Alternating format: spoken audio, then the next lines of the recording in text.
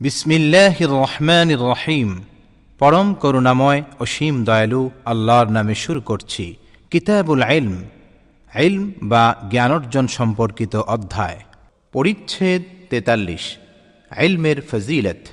মহান আল্লাহ রাব্বুল আলামিনের বাণী, يرفع الله الذين آمنوا منكم والذين أوتوا العلم درجات والله بما تعملون خبير।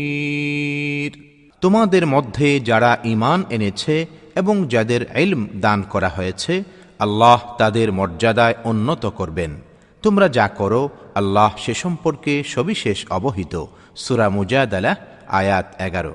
মহান আল্লাহ তাআলা আরও ইরশাদ করেন, রব্বি জিদনি ইলমা, হে আমার রব, আমার জ্ঞানের বৃদ্ধি সাধন করো। সূরা তাহা আয়াত ১১৪। পরিচ্ছেদ ৪৪।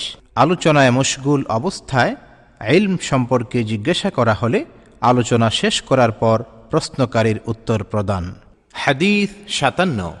মুহাম্মদ ইবনে সিনান রহমতুল্লাহ আলাইহি ও ইব্রাহিম ইবনুল মুনজির রহমতুল্লাহ আলাইহির সনদে আবু হুরায়রা রাদিয়াল্লাহু আনহু থেকে বর্ণিত, তিনি বলেন, একবার রাসূলুল্লাহ সাল্লাল্লাহু আলাইহি ওয়াসাল্লাম কোনো মজলিসে লোকদের সামনে কিছু আলোচনা করছিলেন।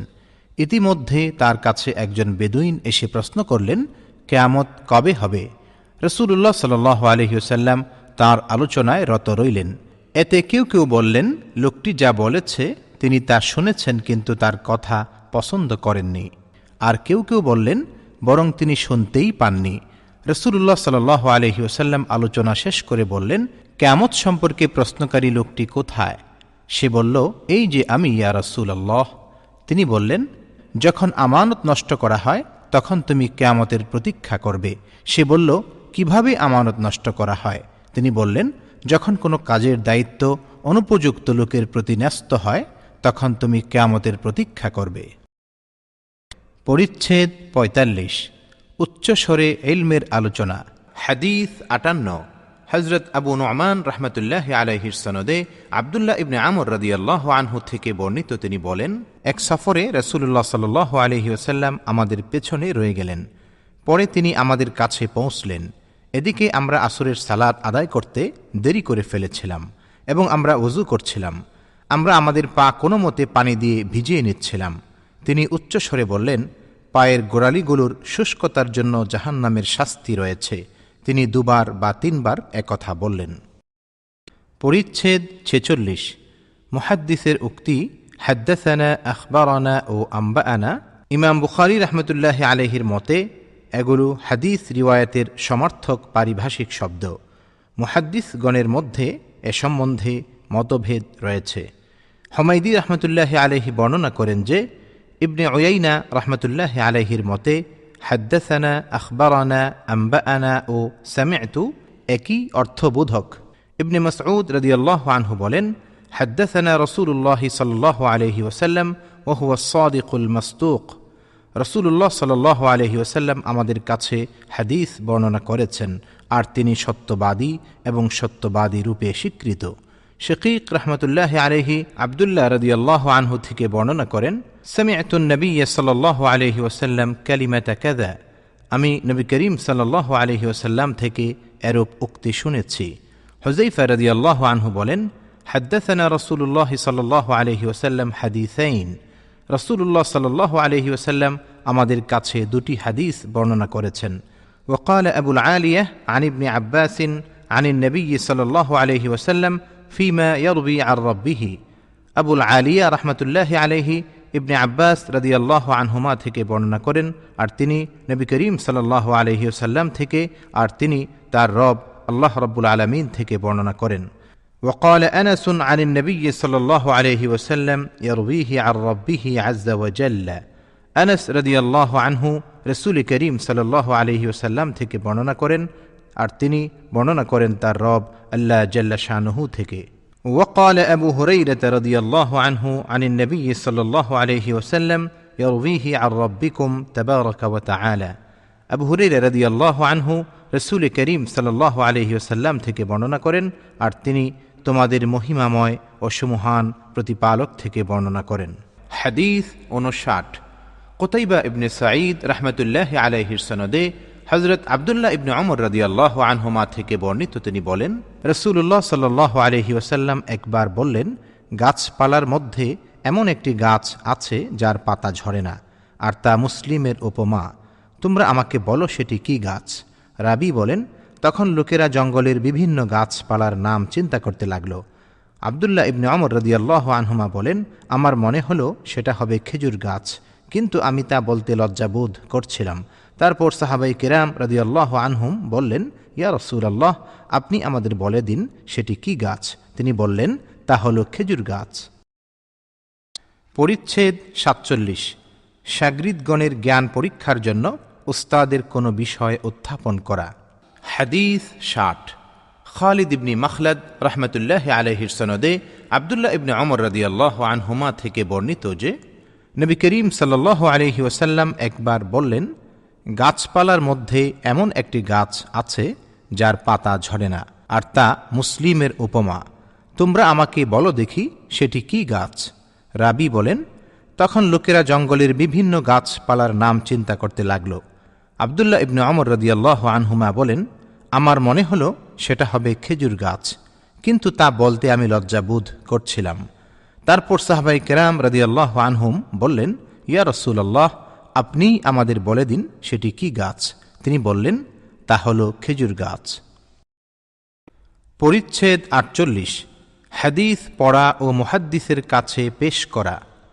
হাসান বসরি, সৌরি এবং মালিক রাহিমাহুমুল্লাহ এর মতে মুহাদ্দিসের সামনে পাঠ করা জায়েজ। কোনো মুহাদ্দিস উস্তাদের সামনে পাঠ করার সপক্ষে জিমাম ইবনে সা'লাবা রাদিয়াল্লাহু আনহুর হাদিস পেশ করেছেন। তিনি রাসূলুল্লাহ সাল্লাল্লাহু আলাইহি ওয়াসাল্লামকে বলেছিলেন, আমাদের 5 ওয়াক্ত সালাত আদায় করার ব্যাপারে আল্লাহ কি আপনাকে নির্দেশ দিয়েছেন? তিনি বললেন, হ্যাঁ। রাবী বলেন, এগুলো রাসূলুল্লাহ সাল্লাল্লাহু আলাইহি ওয়াসাল্লামের সামনে পাঠ করা। জিমাম রাদিয়াল্লাহু আনহু তার কওমের কাছে এ নির্দেশগুলো জানান এবং তারা তা গ্রহণ করেন। ইমাম মালিক রাহমাতুল্লাহি আলাইহি তার মতের সমর্থনে লিখিত দলিলকে প্রমাণ হিসেবে পেশ করেন, যা লোকদের সামনে পাঠ করা হলে তারা বলে, অমুক আমাদের সাক্ষী বানিয়েছেন। শিক্ষকের সামনে পাঠ করে পাঠক বলে, অমুক আমাকে পড়িয়েছেন। হাদিস 61। মুহাম্মদ ইবনে সালাম রাহমাতুল্লাহি আলাইহির সনদে হাসান রাহমাতুল্লাহি আলাইহি থেকে বর্ণিত, তিনি বলেন, উস্তাদের সামনে শাগরিদের পাঠ করাতে কোনো বাধা নেই। উবাইদুল্লাহ ইবনে মুসা রাহমাতুল্লাহি আলাইহি সুফিয়ান রাহমাতুল্লাহি আলাইহি থেকে বর্ণনা করেন যে তিনি বলেন, যখন মুহাদ্দিসের সামনে কোনো হাদিস পাঠ করা হয় তখন হাদ্দাসানি, তিনি আমার কাছে হাদিস বর্ণনা করেছেন বলায় কোনো আপত্তি নেই। বর্ণনাকারী বলেন, আমি আবু আসিমকে মালিক রাহমাতুল্লাহি আলাইহি ও সুফিয়ান রাহমাতুল্লাহি আলাইহি থেকে বর্ণনা করতে শুনেছি যে উস্তাদের সামনে পাঠ করা এবং উস্তাদের নিজে পাঠ করা একই পর্যায়ের। হাদিস 62।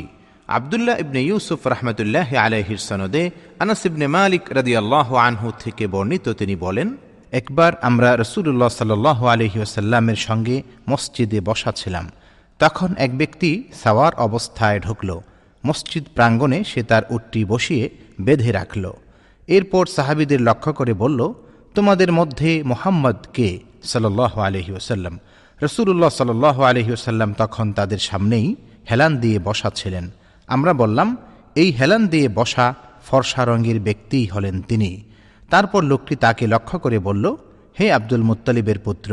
নবী করিম সাল্লাল্লাহু আলাইহি ওয়াসাল্লাম তাকে বললেন, আমি তোমার জবাব দিচ্ছি। লোকটি বলল, আমি আপনাকে কিছু প্রশ্ন করব এবং সে প্রশ্ন করার ব্যাপারে কঠোর হব, এতে আপনি আমার প্রতি রাগ করবেন না। তিনি বললেন, তোমার যেমন ইচ্ছা প্রশ্ন করো। সে বলল, আমি আপনাকে আপনার রব এবং আপনার পূর্ববর্তীদের রবের কসম দিয়ে জিজ্ঞাসা করছি, আল্লাহই কি আপনাকে সকল মানুষের প্রতি রসূল রূপে পাঠিয়েছেন? তিনি বললেন, আল্লাহ সাক্ষী, হ্যাঁ। সে বলল, আমি আপনাকে আল্লাহর কসম দিয়ে বলছি, আল্লাহই কি আপনাকে দিন রাতে 5 ওয়াক্ত সালাত আদায় করতে নির্দেশ দিয়েছেন? তিনি বললেন, আল্লাহ সাক্ষী, হ্যাঁ। সে বলল, আমি আপনাকে আল্লাহর কসম দিয়ে বলছি, আল্লাহই কি আপনাকে বছরের এ মাসে অর্থাৎ রমজানে সওম পালন করার নির্দেশ দিয়েছেন? তিনি বললেন, আল্লাহ সাক্ষী, হ্যাঁ। সে বলল, আমি আপনাকে আল্লাহর কসম দিয়ে বলছি, আল্লাহই কি আপনাকে নির্দেশ দিয়েছেন আমাদের ধনীদের থেকে এসব সাদকা অর্থাৎ জাকাত উসুল করে গরিবদের মধ্যে ভাগ করে দিতে? নবী করিম সাল্লাল্লাহু আলাইহি ওয়াসাল্লাম বললেন, আল্লাহ সাক্ষী, হ্যাঁ। এরপর লোকটি বলল, আমি ঈমান আনলাম আপনি যে শরীয়ত এনেছেন তার উপর, আর আমি আমার কওমের রেখে আসা লোকজনের পক্ষে প্রতিনিধি। আমার নাম জিমাম ইবনে সালাবা, বনি সাদ ইবনে বকর গোত্রের একজন। মুসা রহমতুল্লাহ আলাইহি ও আলী ইবনে আব্দুল হামিদ রহমতুল্লাহ আলাইহির সনদেও আনাস রাদিয়াল্লাহু আনহু সূত্রে এরূপ বর্ণনা করেছেন। হাদিস 63। হযরত মুসা ইবনে ইসমাঈল রহমতুল্লাহ আলাইহির সনদে আনাস রাদিয়াল্লাহু আনহু থেকে বর্ণিত, তিনি বলেন, নবী করিম সাল্লাল্লাহু আলাইহি ওয়াসাল্লামকে প্রশ্ন করার ব্যাপারে কোরআনুল কারীমে আমাদের নিষেধ করা হয়েছিল।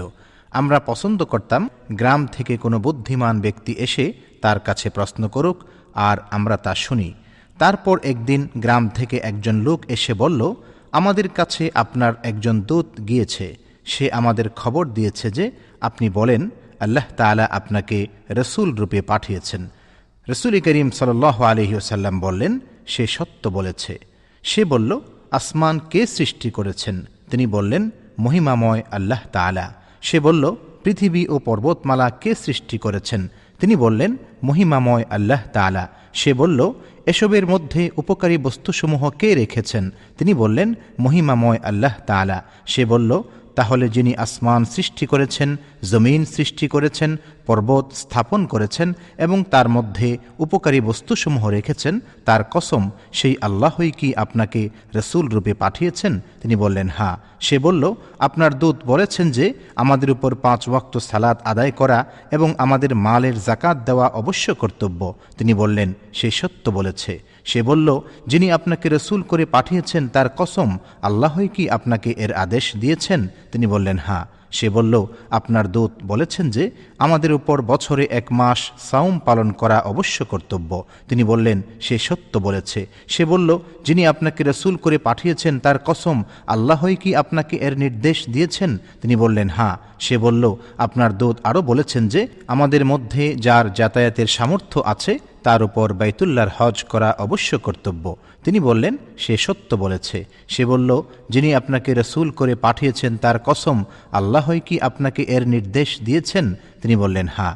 লোকটি বলল, যিনি আপনাকে সত্য দিন দিয়ে পাঠিয়েছেন তার কসম আমি এতে কিছু বাড়াবও না কমাবও না। নবী করিম সাল্লাল্লাহু আলাইহি ওয়াসাল্লাম তখন বললেন, সে যদি সত্য বলে থাকে তবে অবশ্যই সে জান্নাতে দাখিল হবে। পরিচ্ছেদ 49। শেখ কর্তৃক ছাত্রকে হাদিসের কিতাব প্রদান এবং আলিম কর্তৃক এলমের কথা লিখে বিভিন্ন দেশে প্রেরণ। আনাস রাদিয়াল্লাহু আনহু বলেন, ওসমান রাদিয়াল্লাহু আনহু কোরআনে কারীমের বহু কপি তৈরি করিয়ে বিভিন্ন দেশে পাঠান। আবদুল্লাহ ইবনে ওমর রাদিয়াল্লাহু আনহুমা, ইয়াহইয়া ইবনে সাঈদ রাহিমাহুল্লাহ ও মালিক রাহিমাহুল্লাহ এটাকে জায়েজ মনে করেন। কোন হিজাজবাসী ছাত্রকে হাদিস বর্ণনার অনুমতি প্রদানের ব্যাপারে নবী করিম সাল্লাল্লাহু আলাইহি ওয়াসাল্লামের এই হাদিস দিয়ে দলিল পেশ করেন যে তিনি একটি সেনাদলের প্রধানকে একখানি পত্র দেন এবং তাকে বলে দেন, অমুক অমুক স্থানে না পৌঁছা পর্যন্ত এটা পড়ো না। এরপর তিনি যখন সে স্থানে পৌঁছলেন তখন লোকের সামনে তা পড়ে শোনান এবং রাসূলুল্লাহ সাল্লাল্লাহু আলাইহি ওয়াসাল্লামের নির্দেশ তাদেরকে জানান। হাদিস 64। ইসমাঈল ইবনে আবদুল্লাহ রহমতুল্লাহ আলাইহির সনদে আবদুল্লাহ ইবনে আব্বাস রাদিয়াল্লাহু আনহুমা থেকে বর্ণিত, রাসূলুল্লাহ সাল্লাল্লাহু আলাইহি ওয়াসাল্লাম এক ব্যক্তিকে তাঁর চিঠি দিয়ে পাঠালেন এবং তাকে বাহরাইনের গভর্নরের কাছে তা পৌঁছে দিতে নির্দেশ দিলেন। এরপর বাহরাইনের গভর্নর পত্রটি কিসরা অর্থাৎ পারস্য সম্রাটের কাছে দিলেন। পারস্য সম্রাট পত্রটি পড়ার পর ছিঁড়ে টুকরো টুকরো করে ফেলল। বর্ণনাকারী ইবনে শিহাব রহমতুল্লাহ আলাইহি বলেন, আমার ধারণা ইবনে মুসাইয়্যিব রহমতুল্লাহ আলাইহি বলেছেন, এ ঘটনার খবর পেয়ে রাসূলুল্লাহ সাল্লাল্লাহু আলাইহি ওয়াসাল্লাম তাদের জন্য বদদুয়া করেন যে তাদেরকেও যেন সম্পূর্ণরূপে টুকরো টুকরো করে ফেলা হয়। হাদিস 65। মুহাম্মদ ইবনে মুকাতিল রহমতুল্লাহ আলাইহির সনদে আনাস ইবনে মালিক রাদিয়াল্লাহু আনহু থেকে বর্ণিত, তিনি বলেন, নবী করিম সাল্লাল্লাহু আলাইহি ওয়াসাল্লাম একখানি পত্র লিখলেন অথবা একখানি পত্র লিখতে মনস্থ করলেন। তখন তাকে বলা হলো যে তারা অর্থাৎ রোমবাসী ও অনারবরা সিলমোহরযুক্ত ছাড়া কোনো পত্র পড়ে না। এরপর তিনি রূপার একটি আংটি বা মোহর তৈরি করালেন, যার নকশা ছিল মুহাম্মাদুর রাসূলুল্লাহ। আমি যেন তার হাতে সে আংটির ঔজ্জ্বল্য এখনও দেখতে পাচ্ছি। শুবা রাহমাতুল্লাহি আলাইহি বলেন, আমি কাতাদা রাহমাতুল্লাহি আলাইহিকে বললাম, কে বলেছে যে তার নকশা মুহাম্মাদুর রাসূলুল্লাহ ছিল? তখন তিনি বললেন, আনাস রাদিয়াল্লাহু আনহু। পরিচ্ছেদ 50। মজলিসের শেষ প্রান্তে বসা এবং মজলিসের ভেতরে ফাঁক দেখে সেখানে বসা। হাদিস 66। ইসমাঈল রাহমাতুল্লাহি আলাইহির সনদে আবু ওয়াকিদ আল-লাইসি রাদিয়াল্লাহু আনহু থেকে বর্ণিত যে রাসূলুল্লাহ সাল্লাল্লাহু আলাইহি ওয়াসাল্লাম একবার মসজিদে বসেছিলেন, তার সঙ্গে আরও লোকজন ছিলেন। ইতিমধ্যে 3 জন লোক এলেন, তন্মধ্যে 2 জন রাসূলুল্লাহ সাল্লাল্লাহু আলাইহি ওয়াসাল্লামের দিকে এগিয়ে এলেন এবং 1 জন চলে গেলেন। আবু ওয়াকিদ রাদিয়াল্লাহু আনহু বলেন, তারা 2 জন রাসূলুল্লাহ সাল্লাল্লাহু আলাইহি ওয়াসাল্লামের কাছে কিছুক্ষণ দাঁড়িয়ে রইলেন। তারপর তাদের একজন মজলিসের মধ্যে কিছুটা জায়গা দেখে সেখানে বসে পড়লেন এবং অন্যজন তাদের পেছনে বসলেন, আর তৃতীয় ব্যক্তি ফিরে গেলেন। রাসূলুল্লাহ সাল্লাল্লাহু আলাইহি ওয়াসাল্লাম মজলিস শেষ করে সাহাবায়ে কেরামকে লক্ষ্য করে বললেন, আমি কি তোমাদেরকে এই 3 ব্যক্তি সম্পর্কে কিছু বলবো? তাদের একজন আল্লাহর দিকে এগিয়ে এসেছে, তাই আল্লাহ তাকে স্থান দিয়েছেন। অন্যজন ভিড় ঠেলে অগ্রসর হতে অথবা ফিরে যেতে লজ্জাবোধ করেছে, তাই আল্লাহও তার ব্যাপারে তাকে শাস্তি দিতে এবং রহমত থেকে বঞ্চিত করতে লজ্জাবোধ করেছেন। আর অপরজন মজলিসে হাজির হওয়া থেকে মুখ ফিরিয়ে নিয়েছে, তাই আল্লাহও তার থেকে মুখ ফিরিয়ে নিয়েছেন। পরিচ্ছেদ 51। নবী করিম সাল্লাল্লাহু আলাইহি ওয়াসাল্লামের বাণী। যাদের কাছে হাদিস পৌঁছানো হয় তাদের মধ্যে অনেকে এমন আছে যে শ্রোতা বা বর্ণনাকারীর চাইতে বেশি মুখস্থ রাখতে পারে। হাদিস 67। মুসাদ্দাদ রাহমাতুল্লাহি আলাইহির সনদে আবু বকর রাদিয়াল্লাহু আনহু থেকে বর্ণিত যে তিনি একবার নবী করিম সাল্লাল্লাহু আলাইহি ওয়াসাল্লামের কথা উল্লেখ করে বললেন, মিনায় তিনি তার উটের উপর বসেছিলেন। একজন লোক তার উটের লাগাম ধরে রেখেছিল। তিনি বললেন, আজ কোন দিন? আমরা চুপ থাকলাম এবং ধারণা করলাম যে এ দিনটির আলাদা কোনো নাম তিনি দিবেন। তিনি বললেন, এটা কুরবানির দিন নয় কি? আমরা বললাম, জি হ্যাঁ। তিনি বললেন, এটা কোন মাস? আমরা চুপ থাকলাম এবং ধারণা করতে লাগলাম যে তিনি হয়তো এর প্রচলিত নাম ছাড়া অন্য কোনো নাম দিবেন। তিনি বললেন, এটা জিলহজ নয় কি? আমরা বললাম, জি হ্যাঁ। তিনি বললেন, জেনে রাখো, তোমাদের জান, তোমাদের মাল, তোমাদের ইজ্জত তোমাদের পরস্পরের জন্য হারাম বা সুরক্ষিত, অর্থাৎ একে অন্যের জান, মাল ও ইজ্জতের উপর আঘাত করতে পারবে না। যেমন আজকের এ মাস, তোমাদের এ শহর, আজকের এ দিন সম্মানিত। এখানে উপস্থিত ব্যক্তি আমার এ বাণী যেন অনুপস্থিত ব্যক্তির কাছে পৌঁছে দেয়, কারণ উপস্থিত ব্যক্তি হয়তো এমন এক ব্যক্তির কাছে পৌঁছাবে যে এ বাণীকে তার থেকে বেশি মুখস্থ রাখতে পারবে। পরিচ্ছেদ 52। কথা ও আমলের পূর্বে ইলম জরুরি।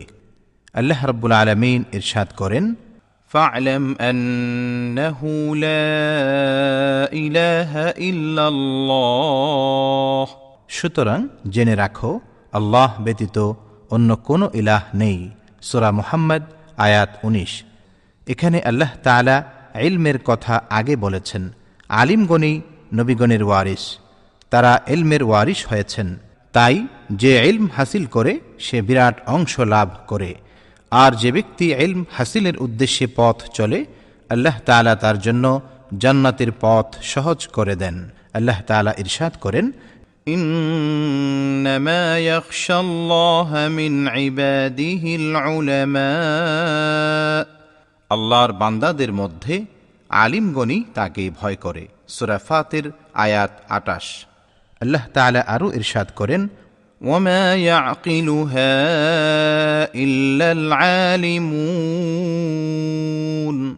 আলিমগণ ছাড়া তা কেউ বুঝে না। অন্যত্র ইরশাদ হয়েছে, ওয়াকালু লাউ কুন্না নাসমাউ আও নাকিলু মা কুন্না ফি আসহাবিস সাঈর। তারা বলবে, যদি আমরা শুনতাম অথবা বিবেক বুদ্ধি প্রয়োগ করতাম তাহলে আমরা জাহান্নামী হতাম না। সূরা মুলক আয়াত 10। আল্লাহ রাব্বুল আলামিন আরও ইরশাদ করেন, هل يستوي الذين يعلمون والذين لا يعلمون বলো, যাদের ইলম আছে এবং যাদের ইলম নেই তারা কি সমপর্যায়ের? সূরা জুমার আয়াত 9। নবী করিম সাল্লাল্লাহু আলাইহি ওয়াসাল্লাম বলেন, আল্লাহ যার কল্যাণ চান তাকে দ্বীনের জ্ঞান দান করেন, আর অধ্যয়নের মাধ্যমেই ইলম অর্জিত হয়। আবু যর রাদিয়াল্লাহু আনহু তার ঘাড়ের দিকে ইশারা করে বলেন, যদি তোমরা এখানে তরবারি ধরো, এরপর আমি বুঝতে পারি যে তোমরা আমার উপর সে তরবারি চালাবার আগে আমি একটু কথা বলতে পারবো, যা নবী করিম সাল্লাল্লাহু আলাইহি ওয়াসাল্লাম থেকে শুনেছি, তবে অবশ্যই আমি তা বলে ফেলব। নবী করিম সাল্লাল্লাহু আলাইহি ওয়াসাল্লামের বাণী উপস্থিত ব্যক্তি যেন অনুপস্থিত ব্যক্তির কাছে আমার বাণী পৌঁছে দেয়। ইবনে আব্বাস রাদিয়াল্লাহু আনহুমা বলেন, কুনু রব্বানিয়িন, তোমরা রব্বানি হও। এখানে রব্বানিয়িন মানে প্রজ্ঞাবান, আলিম ও ফকিহগণ। আরও বলা হয়, রব্বানি সে ব্যক্তিকে বলা হয় যিনি মানুষকে জ্ঞানের বড় বড় বিষয়ের পূর্বে ছোট ছোট বিষয় শিক্ষা দিয়ে গড়ে তোলেন। পরিচ্ছেদ 53। রাসূলুল্লাহ সাল্লাল্লাহু আলাইহি ওয়াসাল্লাম ওয়াজ নসিহতে ও ইলম শিক্ষাদানে উপযুক্ত সময়ের প্রতি লক্ষ্য রাখতেন, যাতে লোকজন বিরক্ত না হয়ে পড়ে। হাদিস 68।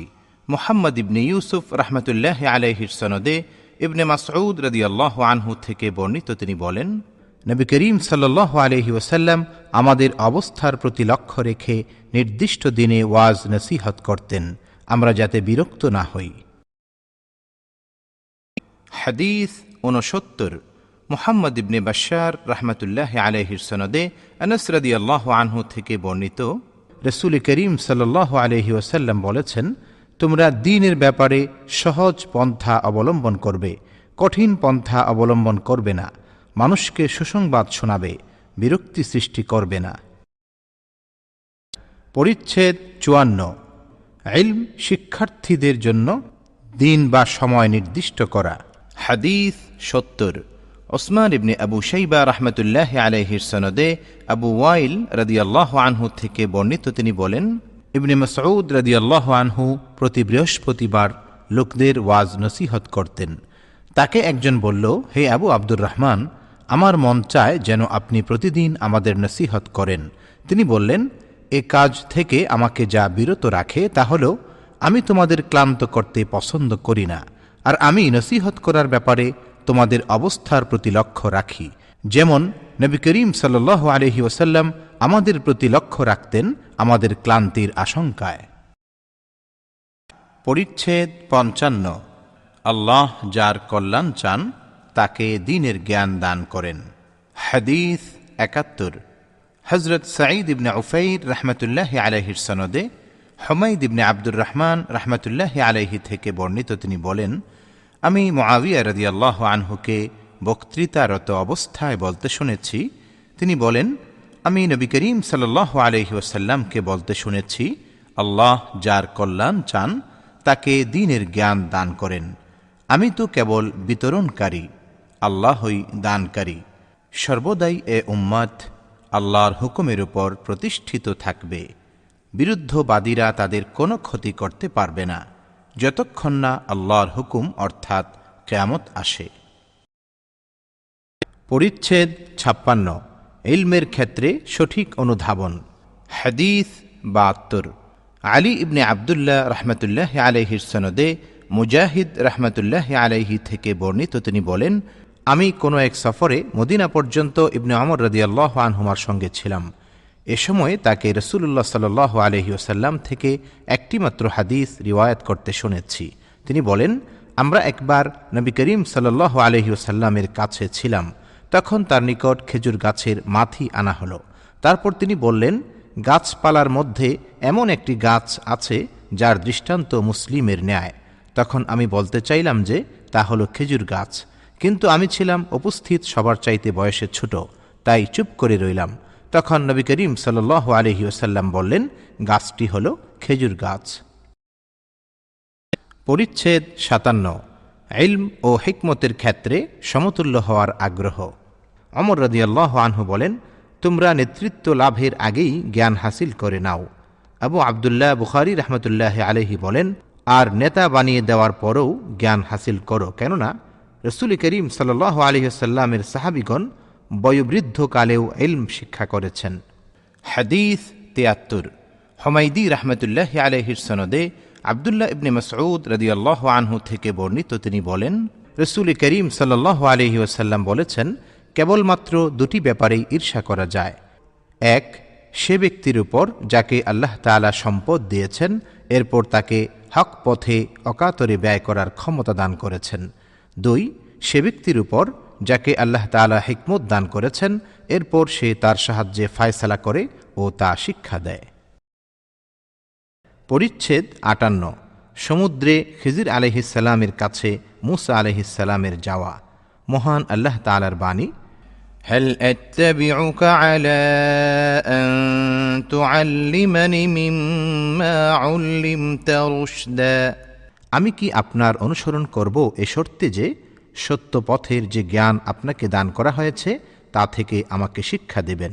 সূরা কাহফ আয়াত ৬৬। হাদিস ৭৪। মুহাম্মদ ইবনে গুজাইর আজ-জুহরি রহমতুল্লাহ আলাইহির সনদে ইবনে আব্বাস রাদিয়াল্লাহু আনহুমা থেকে বর্ণিত, তিনি এবং হুর ইবনে কাইস ইবনে হিসন আল ফাজারি মূসা আলাইহিসসালামের সঙ্গী সম্পর্কে বাদানুবাদ করছিলেন। ইবনে আব্বাস রাদিয়াল্লাহু আনহুমা বললেন, তিনি ছিলেন খিজির। ঘটনাক্রমে তখন তাদের পাশ দিয়ে উবাই ইবনে কাব রাদিয়াল্লাহু আনহু যাচ্ছিলেন। ইবনে আব্বাস রাদিয়াল্লাহু আনহুমা তাকে ডেকে বললেন, আমি ও আমার এ ভাই মতবিরোধ পোষণ করছি মূসা আলাইহিসসালামের সেই সঙ্গীর ব্যাপারে যার সাথে সাক্ষাৎ করার জন্য মূসা আলাইহিসসালাম আল্লাহর কাছে পথের সন্ধান চেয়েছিলেন। আপনি কি নবী করিম সাল্লাল্লাহু আলাইহি ওয়াসাল্লামকে তার সম্পর্কে কিছু বলতে শুনেছেন? তিনি বললেন, হ্যাঁ, আমি রাসূল করিম সাল্লাল্লাহু আলাইহি ওয়াসাল্লামকে বলতে শুনেছি, একবার মূসা আলাইহিসসালাম বনী ইসরাঈলের কোনো এক মজলিসে হাজির ছিলেন। তখন তার কাছে এক ব্যক্তি এসে বলল, আপনি কাউকে আপনার চেয়ে অধিক জ্ঞানী বলে জানেন কি? মূসা আলাইহিসসালাম বললেন, না। তখন আল্লাহ তাআলা মূসা আলাইহিসসালামের কাছে ওহী পাঠালেন, হ্যাঁ, আমার বান্দা খিজির। অতঃপর মূসা আলাইহিসসালাম তার সাথে সাক্ষাৎ করার রাস্তা জানতে চাইলেন। আল্লাহ তাআলা মাছকে তার জন্য নিশানা বানিয়ে দিলেন এবং তাকে বলা হলো, তুমি যখন মাছটি হারিয়ে ফেলবে তখন ফিরে আসবে, কারণ কিছুক্ষণের মধ্যেই তুমি তার সাক্ষাৎ পাবে। তখন তিনি সমুদ্রে সে মাছের নিশানা অনুসরণ করতে লাগলেন।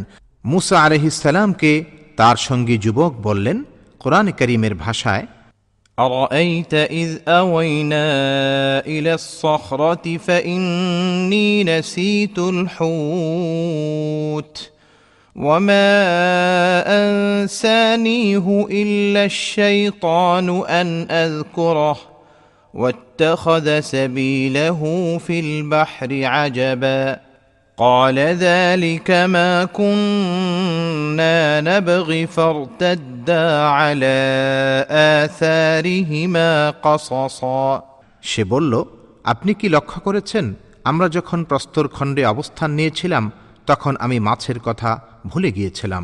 শয়তানই আমাকে একথা স্মরণ রাখতে ভুলিয়ে দিয়েছিল।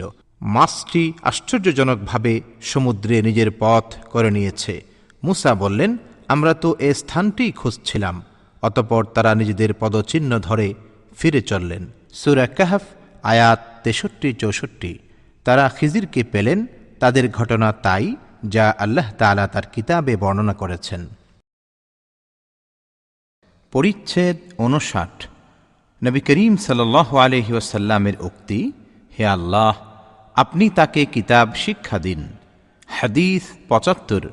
হযরত আবু মা'মার রাহমাতুল্লাহ আলাইহির সনদে ইবনে আব্বাস রাদিয়াল্লাহু আনহুমা থেকে বর্ণিত, তিনি বলেন, রাসূলুল্লাহ সাল্লাল্লাহু আলাইহি ওয়াসাল্লাম একবার আমাকে জড়িয়ে ধরে বললেন, হে আল্লাহ, আপনি তাকে কিতাব অর্থাৎ কোরআন শিক্ষা দিন। পরিচ্ছেদ ৬০। বালকদের কোন বয়সের শোনা কথা গ্রহণীয়? হাদিস ৭৬।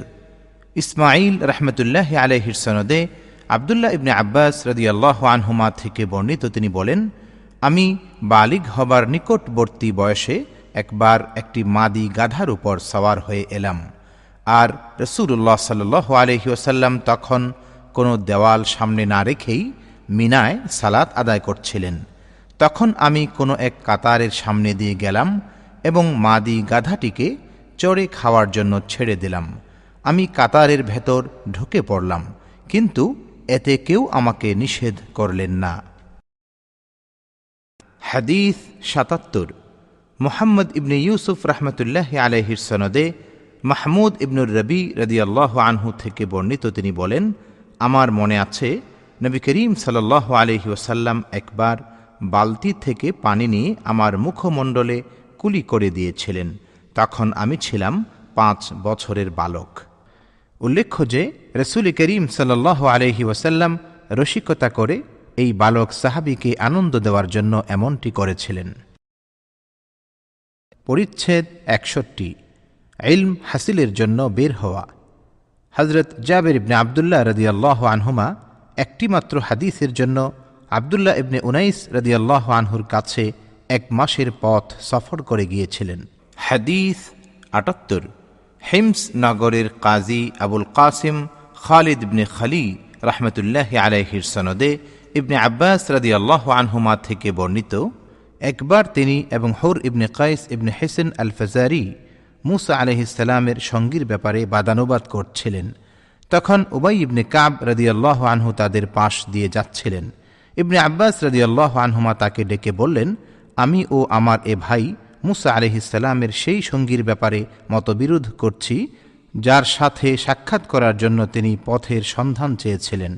আপনি কি রাসূলুল্লাহ সাল্লাল্লাহু আলাইহি ওয়াসাল্লামকে তার সম্বন্ধে কিছু বলতে শুনেছেন? উবাই ইবনে কাব রাদিয়াল্লাহু আনহু বললেন, আমি রাসূলুল্লাহ সাল্লাল্লাহু আলাইহি ওয়াসাল্লামকে তার প্রসঙ্গে বলতে শুনেছি যে একবার মুসা আলাইহিস সালাম বনী ইসরাঈলের কোনো এক মজলিসে হাজির ছিলেন। তখন তার কাছে এক ব্যক্তি এসে বলল, আপনি কাউকে আপনার তুলনায় অধিক জ্ঞানী বলে জানেন? মুসা আলাইহিস সালাম বললেন, না।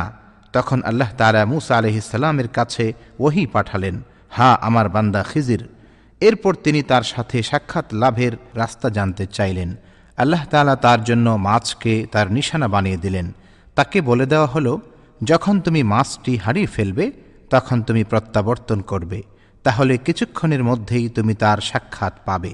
তিনি সমুদ্রে সে মাছের নিশানা অনুসন্ধান করতে লাগলেন।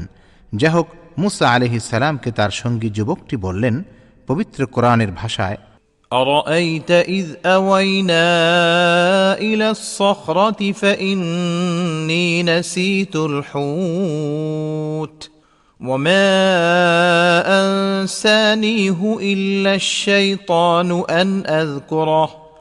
সে বলল, আপনি কি লক্ষ্য করেছেন, আমরা যখন প্রস্তরখণ্ডে অবস্থান নিয়েছিলাম তখন আমি মাছের কথা ভুলে গিয়েছিলাম। শয়তানই আমাকে একথা স্মরণ রাখতে ভুলিয়ে দিয়েছিল। মুসা আলাইহিস সালাম বললেন, ذلك ما كنا نبغي فارتدا على آثارهما قصصا। আমরা তো এ স্থানটি খুঁজছিলাম। অতঃপর তারা নিজেদের পদচিহ্ন ধরে ফিরে চললেন। সূরা কাহফ আয়াত 63-64। শেষে তারা খিজির আলাইহিস সালামকে পেয়ে গেলেন। তাদের পরবর্তী ঘটনা আল্লাহ তাআলা তার কিতাবে বর্ণনা করেছেন। পরিচ্ছেদ ৬২। ইলম শিক্ষার্থী ও শিক্ষাদাতার ফজিলত। হাদিস ৭৯। মুহাম্মদ ইবনুল আলা রহমতুল্লাহ আলাইহির সনদে হযরত আবু মুসা রাদিয়াল্লাহু আনহু থেকে বর্ণিত যে নবী করিম সাল্লাল্লাহু আলাইহি ওয়াসাল্লাম বলেছেন, আল্লাহ তাআলা আমাকে যে হিদায়াত ও ইলম দিয়ে পাঠিয়েছেন তার দৃষ্টান্ত হল জমিনের উপর পতিত প্রবল বৃষ্টির ন্যায়। কোনো কোনো ভূমি থাকে উর্বর, যা সে পানি শুষে নিয়ে প্রচুর পরিমাণে ঘাস পাতা এবং সবুজ তরুলতা উৎপাদন করে, আর কোনো ভূমি থাকে কঠিন, যা পানি আটকে রাখে। পরে আল্লাহ তাআলা তা দিয়ে মানুষের উপকার করেন। তারা নিজেরা পান করে ও পশুপালকে পান করায় এবং তার দ্বারা চাষাবাদ করে। আবার কোনো কোনো জমি আছে যা একেবারে মসৃণ ও সমতল, তা না পানি আটকে রাখে আর না কোনো ঘাস পাতা উৎপাদন করে। এই হলো সে ব্যক্তির দৃষ্টান্ত যে দ্বীনের জ্ঞান লাভ করে এবং আল্লাহ তাআলা আমাকে যা দিয়ে প্রেরণ করেছেন তা দ্বারা সে উপকৃত হয়। ফলে সে নিজে শিক্ষা করে এবং অপরকে শিক্ষা দেয়। আর সে ব্যক্তিরও দৃষ্টান্ত যে সেদিকে মাথা তুলে তাকাই না এবং আল্লাহর যে হিদায়াত নিয়ে আমি প্রেরিত হয়েছি তা গ্রহণও করে না। আবু আবদুল্লাহ বুখারী রহমতুল্লাহ আলাইহি বলেন, ইসহাক রহমতুল্লাহ আলাইহি আবু উসামা রহমতুল্লাহ আলাইহি থেকে বর্ণনা করেছেন, তিনি কাবিলাত এর স্থলে কাইয়ালাত আটকিয়ে রাখে ব্যবহার করেছেন। কাউন হল এমন ভূমি যার উপর পানি জমে থাকে, আর আসফসফ হল সমতল ভূমি। পরিচ্ছেদ 63 ইলমের বিলুপ্তি ও মূর্খতার প্রসার। রবিআ রহমতুল্লাহ আলাইহি বলেন, যার কাছে কিছুমাত্র ইলম আছে তার উচিত নয় নিজেকে অপমানিত করা। হাদিস 80 ইমরান ইবনে মাইসারা রহমতুল্লাহ আলাইহির সনদে আনাস রাদিয়াল্লাহু আনহু থেকে বর্ণিত, তিনি বলেন, রাসূলুল্লাহ সাল্লাল্লাহু আলাইহি ওয়াসাল্লাম বলেছেন যে, কিয়ামতের কিছু নিদর্শন হল ইলম লোপ পাবে, অজ্ঞতার বিস্তৃতি ঘটবে, মদ পান ব্যাপক হবে এবং ব্যভিচার ছড়িয়ে পড়বে।